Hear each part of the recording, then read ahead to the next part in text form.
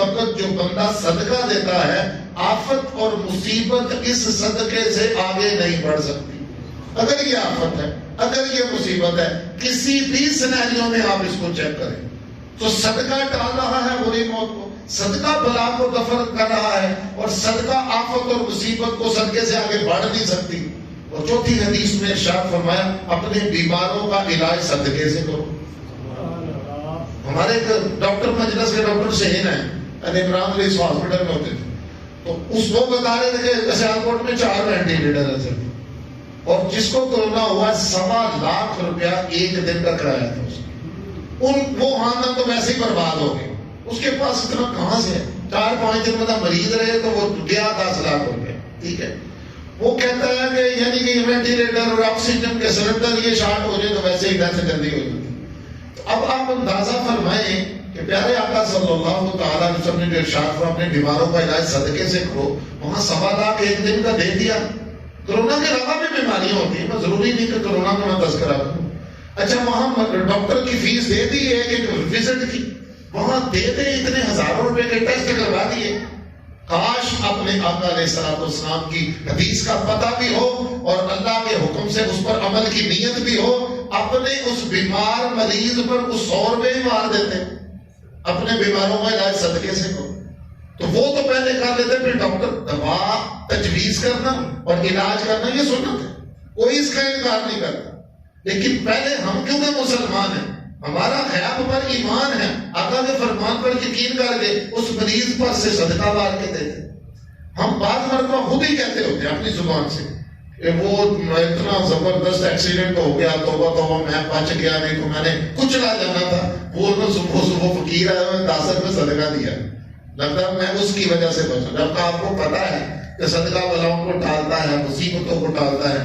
ایک حدیث پڑھی تو اس میں تو اور لطف آتا ہے، قیامت کے روز اللہ تعالیٰ کے عرش کے سوا کوئی سایہ نہیں. دوسرا منظر یہ ہے کہ تانبے کی زمین ہے، 1.25 میل پر سورج ہے، اور العطش العطش آئے پیاس کے نعرے، اور پسینہ منہ کی لگاموں تک آ جائے. یہ ایک منظر ہے. دوسرا اللہ تعالیٰ کے عرش کا سایہ 5 خوش نصیبوں کو ملے گا. ان میں بھی پہلا بندہ کون ہے؟ جو دائیں ہاتھ سے صدقہ دیتا، بائیں کو پتہ نہیں چلنے دیتا. اللہ تعالیٰ کے عرش کے سائے میں پہلا بندہ ہی وہ ہے جو صدقہ دیتا ہے اور بائیں ہاتھ کو پتہ نہیں چلتا. دوسرا کون ہے؟ والدین کا فرما بردار. تیسرا کون ہے؟ سرکار کی سنت پر عمل کرنے والا. چوتھا کون ہے؟ کثرت سے درود پڑھنے والا. پانچواں کون ہے؟ نوجوانی میں عبادت کرنے والا. کیا ان 5 خوش نصیبوں میں ہم ہیں کہ نہیں؟ 40 سال سے زیادہ جس کی بھی عمر ہوگی ہے نا بھائی، جن کے والدین زندہ ہیں قدر کر لو. اس لیے کہ جو خون میں بیماری جب شامل ہوتی ہے تو پھر گردہ اچانک ہی فیل ہوتا ہے.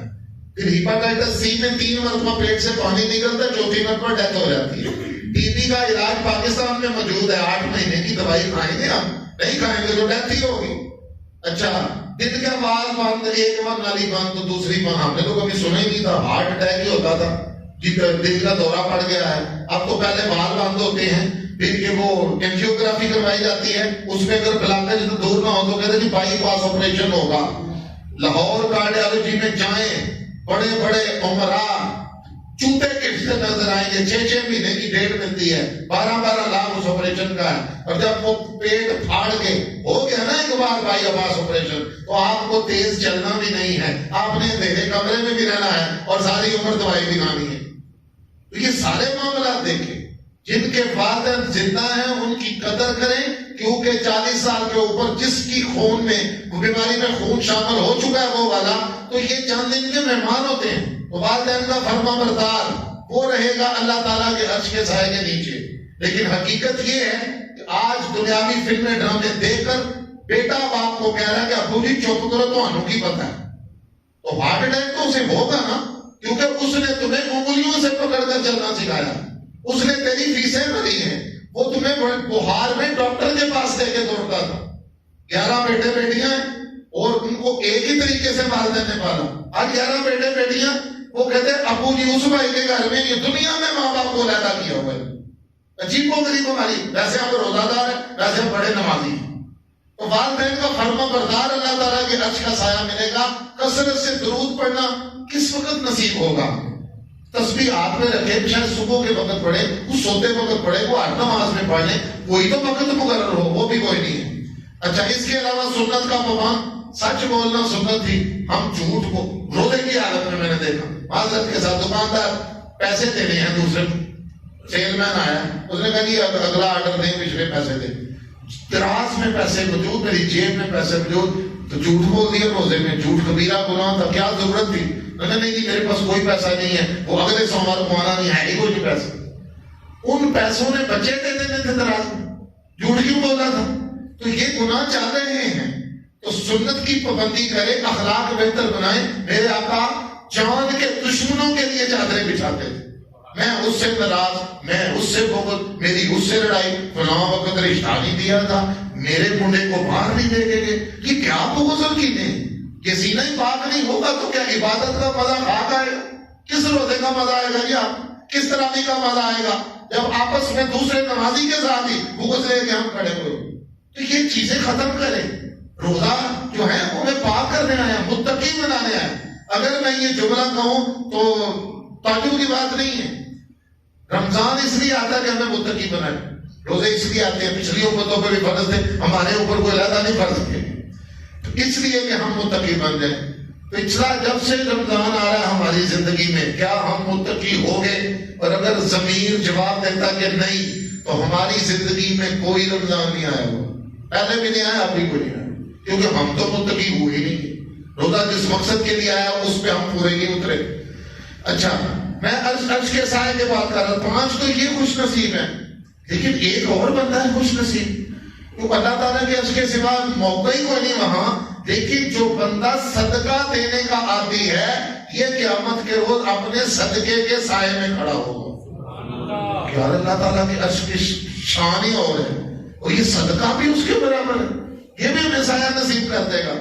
اور 5ویں حدیث میں پیارے آقا صلی اللہ علیہ وسلم کو قسم اٹھانے کی حاجت ہی نہیں کہ ان کا فرمان زبردست، لیکن وہ قسم وہاں اٹھائی جاتی ہے جہاں اہمیت سمجھانی ہو۔